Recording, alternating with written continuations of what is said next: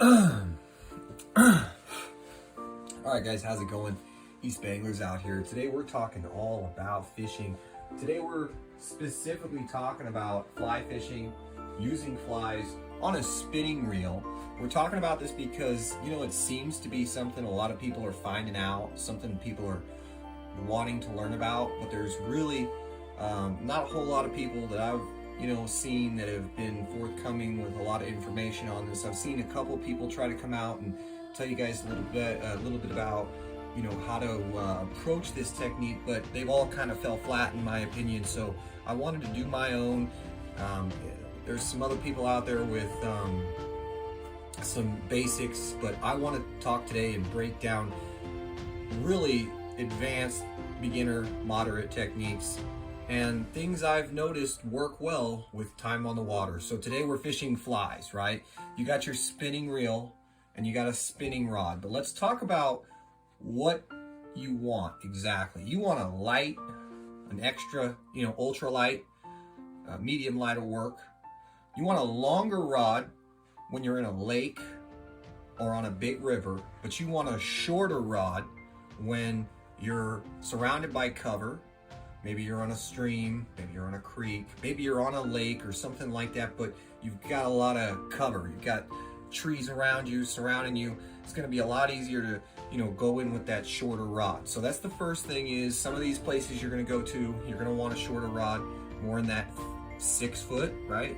And then there's going to be some places you're going to go where trying to cast out further, you're going to want those 7 and 8 footers. Now, the action. Let's talk about a reel. Now, you want a size 10 reel. You can get away with a 20, but you want a size 10. I have some that are rigged up with size 5 reels. So 5 is exceptional, 10 and 20 will work. I would stick with size 5 and size 10. So sometimes these different companies will repackage it. Instead of a 5 or a 10, they'll call it, a 5,000, stuff like that.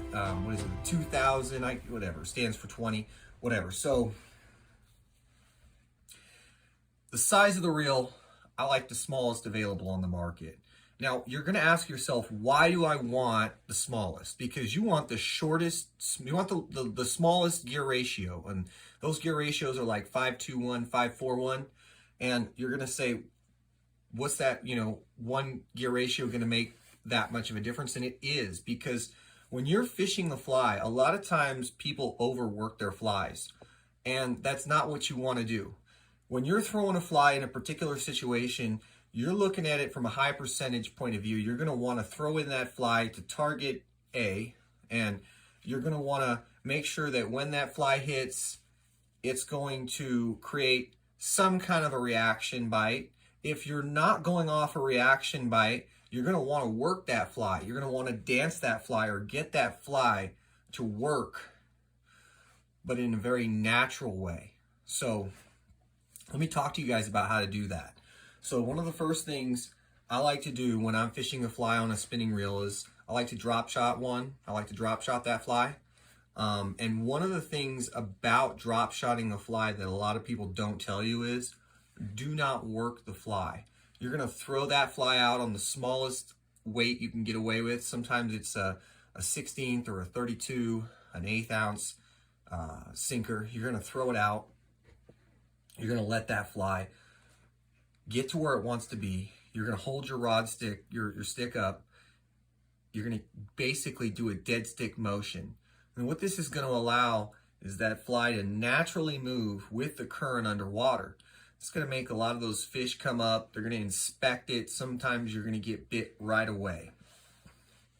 Now, other times, what I like to do is go from a tight line where I'm just holding the rod up with a dead stick, and I want to drop that fly.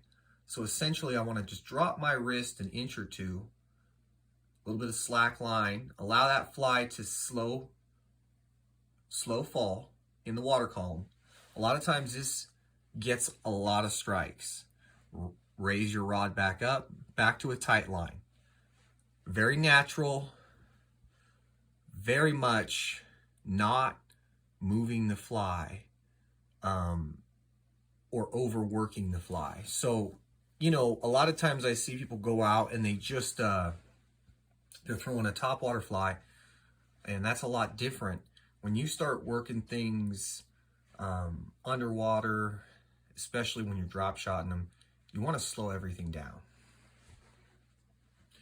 4 to 8 pound mono, fluoro, either way, it's going to work good.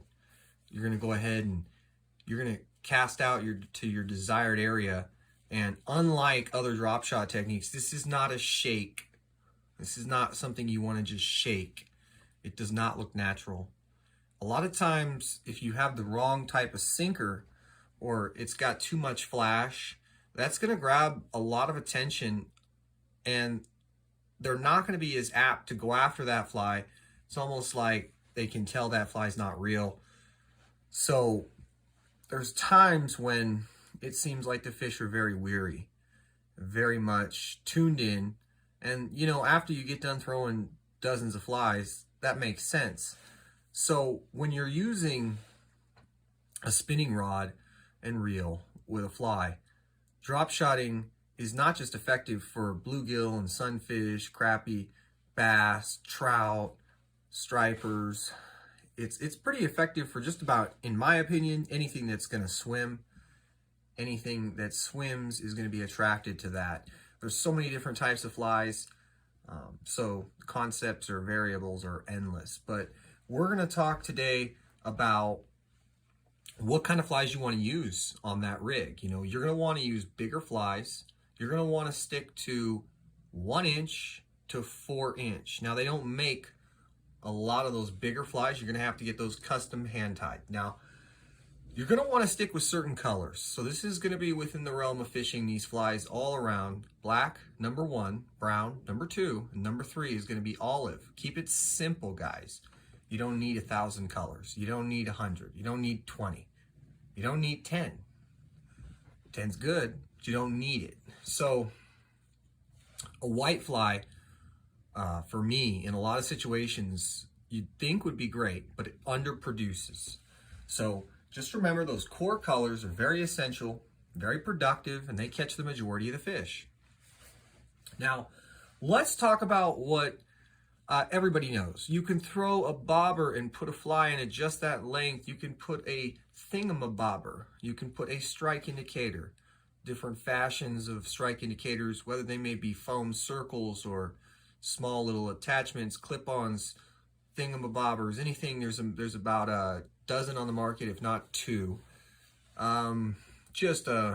You know, you can use yarn as a strike indicator. Works very well. It's popular in Europe. That's a really good technique, but everybody knows about that. So very similar, very much similar for everything I just said about the other one. Now, I'm going to move on. We're going to talk about split shotting with a fly on a spinning reel. Nobody really talks about this. It's very effective. It's as old school as you get. You know, a lot of people, they say, how am I going to fish? The water's moving so fast. How am I going to get this? This isn't going to work. What you're going to do is you're going to split shot. You're going to throw it out. You're going to see how it reacts. You're going to start off with, you know, a particular weight. You're going to go up if it's too light. It's very simple, very methodical. A lot of times you can cover water with this method. You can get your bait in and out of pockets. And if you're on a lake, this really works well. Just allowing that water to take that fly, or cruising, you know, like a steady drift, a controlled drift, if you will, trolling a fly, things of this nature. So keep all that in mind. Another, you know, thing that people underestimate about the split shot is, you know, how old school, but how effective it still is. So if you guys haven't got some split shot and got a fly, generally you start off with about an 8-inch leader, and you're going to go all the way to about a 24-inch leader. Depending on the situation, you're going to vary. You're going to play around and experiment. I can't tell you guys enough about how effective this is for anything that swims. You know, they make a lot of different flies, and some of these flies swim. Some of these flies are designed to be stripped in the water column. Some are designed to swim naturally, like fish, glide, or a natural S-wave. Some of these baits are designed to do nothing.